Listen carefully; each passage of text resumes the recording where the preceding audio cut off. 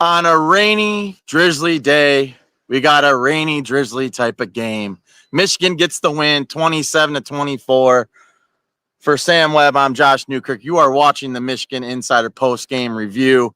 Sam, this last week we were full of emotion. Michigan got that, a legendary run from Khalil Mullins. They got the game-winning drive to beat USC, welcome them to the Big Ten with a loss. And this week, you would think maybe some of that, they got a little bit of a hangover, 27-24, the same score, but not the same feeling. Michigan survives, gets the win, too close for comfort. It is just one of those, you're thankful for the W, number one. But, man, Jerome Moore wasn't happy. He's talked about that on the live telecast after the game. You can see it on his face in the post-game press conference. There's a lot of things they got to work on, to paraphrase what the Michigan's head coach had to say. This is just one of those games you survive in advance. But first, I just got to pose the questions. What is your initial reaction to this victory? So, first thing I got to do is thank my brother Josh. I got to thank my brother Josh. I love this dude because he picked me up all week. Came through in a crunch. It was a very, very, very tough week for me because lost my brother this week. And drop of a hat, my man Josh was there to pick me up. So, hey, man. Hey, without question, Sam, we're all here for you, right? We're like family. You know that. Appreciate you, the whole crew. My man Ben behind the scenes, who always works the video for the post game for us and handles the room, picks us up. I appreciate that. Handled all the shows without me. Appreciate that. To all the people who did the well wishes and the condolences, really, really, really meant a lot. So I appreciate that. And so today was the first foray back to work, and this would be one of those times my brother would jump in the chat every now and then and say "you ugly," which was not true. Right. The only thing he had on me was height, because his dad was taller than mine. That's the only thing he had on me. Only thing he had on me, because I was always prettier than him, but he loved Michigan just as much as I did. So I'm gonna miss him. This was always one of his favorite times. So to all of you who sent your well wishes and condolences, really, really meant a lot. I want to thank you collectively, because there's way too many to offer individually. So this is a bit of my therapy right now. So appreciate that. As for the game, man, like you said, survive in advance. You come off a game like USC, and there is a natural emotional letdown that you have to try to avoid as a team, because Minnesota is not USC. Ranking wise, prestige wise, can you get yourself? That's one of the things as a championship caliber program, which Michigan was last year. You learn to keep yourself up to a certain level, to maintain that level regardless of the opponent. And teams that aren't championship level, that's one of the things that gets them. And so having so many veterans on this team, I think this is one of the things that they have to recapture in second halves, right? Last couple of weeks, and we'll get into that as we get deeper into the post game here. We've seen them come out in the second half and not have the same type of performance coming out of the locker room that they had to start the game. And they got to figure that out, because they didn't play 4 quarters, and they all said it's been a trend. Yeah, they didn't. These last couple of weeks, they finished, and you never apologize for a win. No. You never be like, oh man, you never lament what you didn't do when you won, but you do take stock and you say, wait, we were fortunate that we didn't let it get away from us when there were some opportunities that the other team didn't quite take advantage of down the stretch. Michigan did finish the job and get out of here 27-24. But man, there were some things that they didn't do in the second half that could have cost them this game, Josh. Yeah. Let's first off, we got to talk about Alec Orji, because obviously he's the main talking point when it comes to this team. Second career start. Some better numbers today from a passing yards total. He hit some passes down the field that we didn't really see last week, right? But man, there were some lost opportunities out there today. I mean, we can look at that pass the decline in the first half. He had two receivers there. He could have thrown to Loveland, and again with the interception where he threw it a little late to Loveland, he was open, and Donovan was wide open down the sidelines. What are you seeing there with Alex? What are your thoughts there? Obviously, people want to see more. He's got to keep getting the reps, right? But man, there's a lot of meat on that bone, and we want to, there's the opportunities are there. Sam, what are you seeing when you're watching Alex play today? I mean, I think the progress is incremental, both from player and coaching standpoint. I think you see him growing in the passing game, and then I think you see them kind of learning how to use him. Yeah. I'll give you a perfect example. They ran a duo play. Let's go back to the USC game. You remember I said, first of all, I'm not a play call. I don't want to pretend. Mm-hmm. I don't want to sit here and pretend like I know how to call a game. I don't know how to call a game. I'm EA Sports guy. I'm a video game right. guy. So likewise, I don't want to sit here and act like I know how to sit up there on the box, but I can armchair it. And so armchairing it, I was like, hey man, I could see how a guy like Alex Orji, a duo read is going to be like a big play, because duos are like their staple run play. And they run multiple variation of a duo play. But you look last year, and teams kind of figured out how to take it away. But when Michigan started putting reads on duos with JJ McCarthy, it was open season. Now Michigan put it right back on the table, and they were running it down their throat. So I was like, man, this is with Alex. Oh my God, it's gonna open the door. So Alex ran one. He ran one against USC, and he didn't read it right. Right. He didn't read it right. He gave it. Yeah, that's what it was open. Broke that down with Vance. I know that play. Oh, you really? I didn't even know. I mean, and he didn't read it. And so they ran a duo in this game. And he wasn't in the gun when they did it, and Minnesota ate it alive. I know what play you're talking about. They ate it alive. Oh.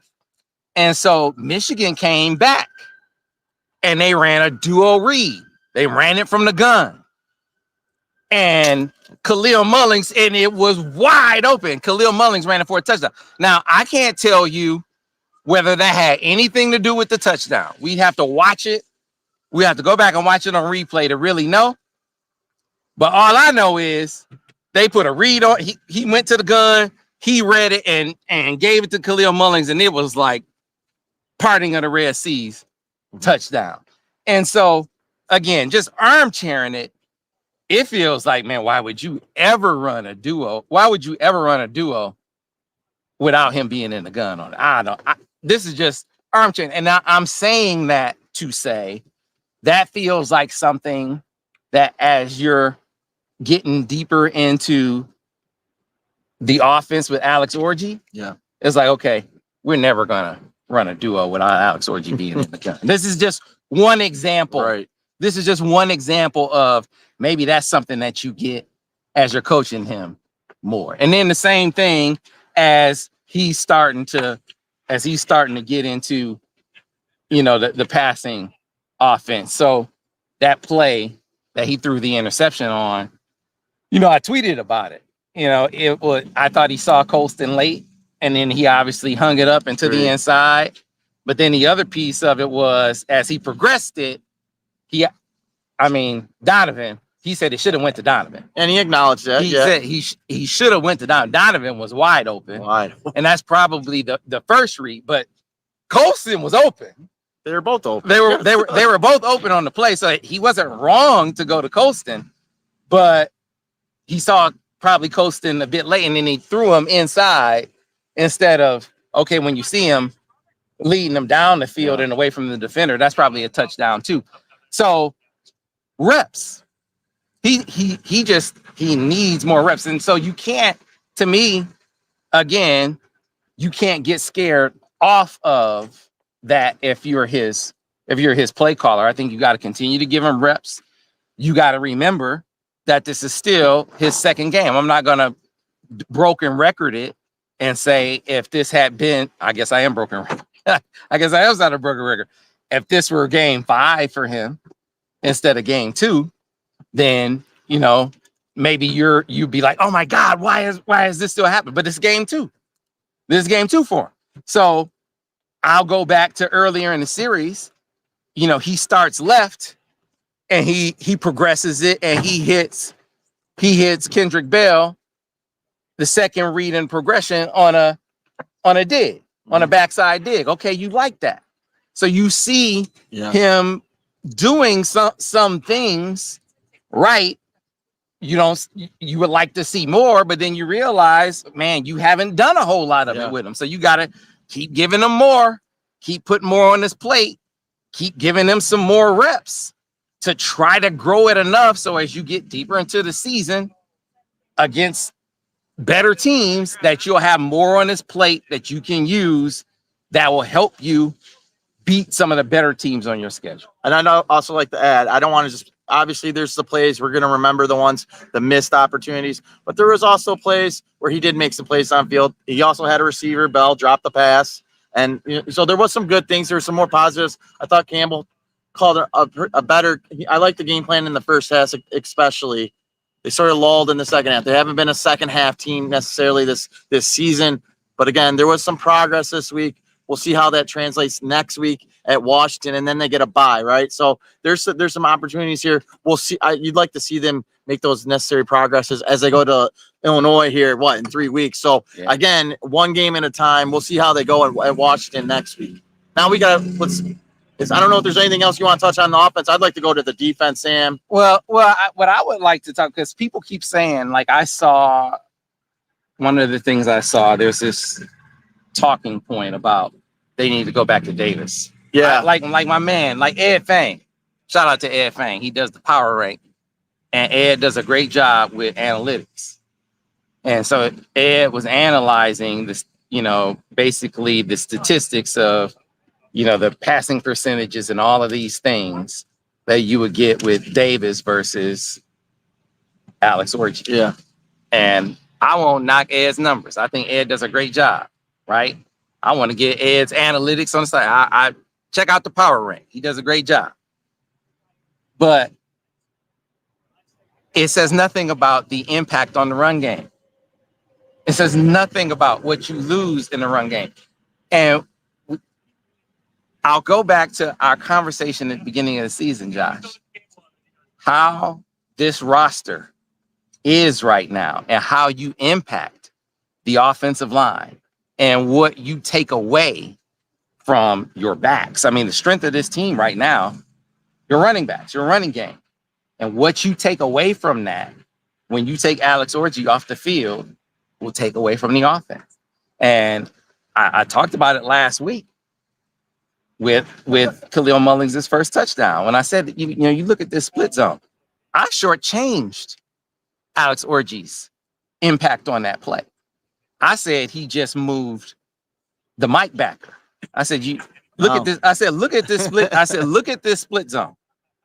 And I said, on this play, the Mike backer goes with Alex Orji, and it leaves Khalil Mullings a clear path to the end zone.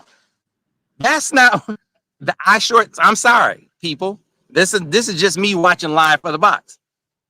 I got that wrong.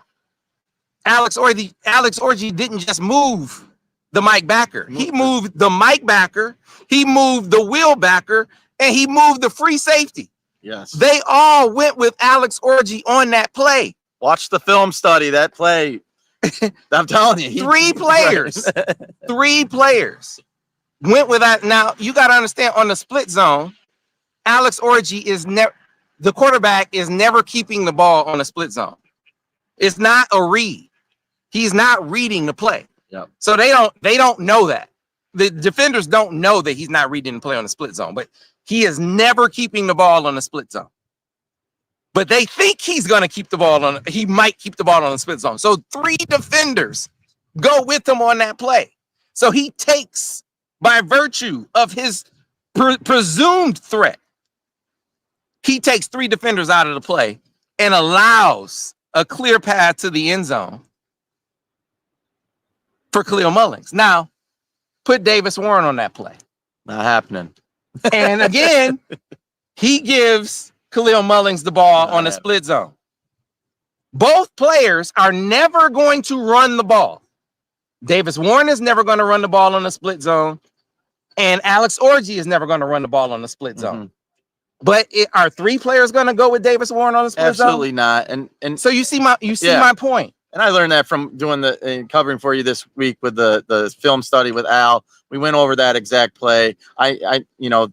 He draws defenders, and he does that. That opens up holes for the run game. That's why you're seeing these big runs to Khalil. And we're not taking anything away from Khalil. He's just getting bigger lanes. Yeah, and Alex does that. Makes that impact you're going to see in the run game. And so that's the point. You have to accentuate your run game as much as possible. Take the good with the bad. You got to accentuate your run game as much as possible, and then hope that you figure out enough in the pass game. Yeah. To complement your run game. And I'm not telling you that they will. You just got to hope that they will. You hope that they figure out enough from a coaching perspective to grow them up. And then you hope that Alex progresses enough in the coming weeks to do it. And some people are asking in the questions or actually in the chat, why not more design runs? That's another good point. Like, there weren't a lot of +1 runs in this game. And I don't know if that's just because they feel like you got to preserve him, that he's going to have some improv runs and you want to keep some of the tread off of the tire. So you don't want to have called runs for him. Yeah. But you might have to in order to keep the defense more honest and to just get more usage out of him, get some more +1 runs to just take more advantage of what he brings to the table, Josh. That's all I got for you on the offense, right? Yeah, now. I mean, and just another observation, just seeing he starts hitting on a few of those intermediate passes, hits on a couple deep balls. You're not going to start seeing you're going to see the whole Minnesota defense was in the box ahead of the officials. It's just rare to see. So hopefully we just see the progressions here in the next, and especially starting next week at Washington. You did see a little bit better passing today. I just want to see. I want to see more. I want to see more, just like all of you. I want to see more. Yeah. We want to see Orji. We want to see Orji do better. We all do. We saw it. I thought there was some bright spots today, some negatives today. But hey, next week's a new week.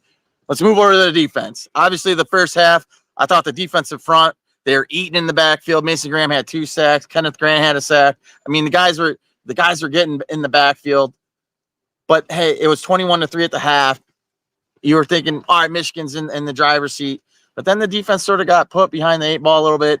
You got the short field, and Minnesota got the 3 touchdowns there in the fourth quarter. What's your assessment? Do you want to start with the first half, or you just want to give your overall thoughts on that defensive performance? Yeah, so first half they were dominating. The defensive line, even without Josiah Stewart, which I think is noteworthy because he was a beast. He was unstoppable versus USC. And so I was wondering, was there going to be a major fall off from that position, especially with him off the field? And the interior guys, Mason Graham, especially picked up a lot of that slack, but Rayshon Benny, you really felt him. I thought you saw him and felt him make a lot of noise in there, making some plays. So many guys, stepping up and having their names called in there, making plays today. And then TJ Guy, I thought he got some good pressure in there throughout the day. In the second half, I thought 2 things. I thought they were the victim of short fields, whether it was you had the punt return. Yep. That was a big deal. And then there was the interception. Yeah. The interception was another deal that kind of had them backed up in there. And then after that, look, man, you had some penalties in there. You had the Mason Graham penalty, the hands to the face penalty in there. You know, some times where, you know, you got to have some big havoc wreaking plays where last week you kind of got them. You had the Will Johnson game changing, you know, play that kind of shifts momentum. They were able to get the interception from Jair Hill, which was tremendous. Watching the young fella, great play, fantastic play, tremendous play. But in the second half, the momentum swinging plays, we just didn't see as many of them as you would like to see. And you saw Minnesota kind of get in the rhythm, and the defense really not be able to get off the field. That's one of the things about, you know, a team when they're able to hang around, and you aren't able to put them away. That's one of the things that you see, man. It's as old as the game itself. When you let a team hang around, they can jump up and get you. And that's why you got to play all 4 quarters. We kind of saw it almost jump up and bite the defense. So they were able to survive. I think they were kind of victimized a little bit by the offense and special teams in this game. So I'll cut them a little bit of slack. But, you know, I thought this was one of those games where in the second half, they kind of got a little fatigued by how much they were on the field in the second half of this game. Yeah, you saw that last week against USC, especially in that third quarter. And just talking with Vance and breaking down that film, communication. It's interesting to see the film after this game later this week. How well were they communicating? It seems like sometimes you're seeing some communication breakdowns. We don't know. We'll have to see later on the week once sort of the film gets broken down. But you know, I thought it showed up. They went tempo. I think it showed up. You know, tempo, and then the number of plays in succession kind of wore them down a little bit. So those 2 things, and then you're missing. You know, at least last week, I think Will Johnson is the best player in the country, and that's going to affect you. That's gonna affect you. A top 5 pick right now, at least that's what they're saying. Top 10 pick, right? You take that guy off the field, and I don't know how that you don't miss him. Yeah, it's hard to replace that. You're gonna miss him, and they missed him today. Yeah, you take a havoc wreaking player like Josiah Stewart off the field, you're gonna miss him. And so while you would like to think that these other guys that you have are good players, man, it's not like, you know, that they're gonna come out here and it's just gonna be lights out and you aren't gonna miss Will Johnson and Josiah Stewart. Yeah, I mean, I think that's a factor. Yeah, I think that's a factor in the game today. Well, Michigan survived, Sam. They got the win. A win's a win. And now they focus next week for Washington. But hey, you never apologize, like you said. So 27-24 is the final? Yeah, this is, big deal next week. I think Washington is an explosive offense. I think they have 400 or 500 yards against Rutgers. They couldn't score when they got in the red zone. I think they had like 500 yards and Rutgers had 200 yards. That's crazy. They have 500 yards and they scored 18 points. So here's the deal. I mean, you're going out to their house though, right? Yeah. You're going out to their house. And so they're going to be feeling frisky. You hope you have Will and Josiah back. Sharon said they were both game time decisions. Felt like it was the prudent thing to do was to hold them back. So it sounded like they're going to be available for next week. Right.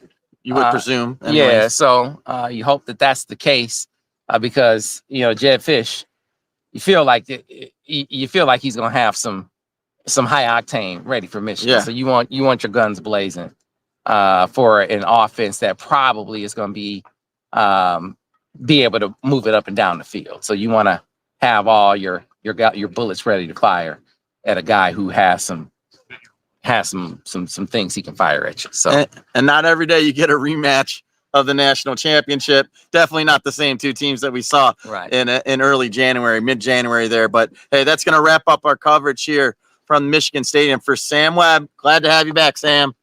All prayers were with you all week, man. We're here for you. And I'm Josh Newkirk. That's going to wrap up our coverage here for the Michigan Insider.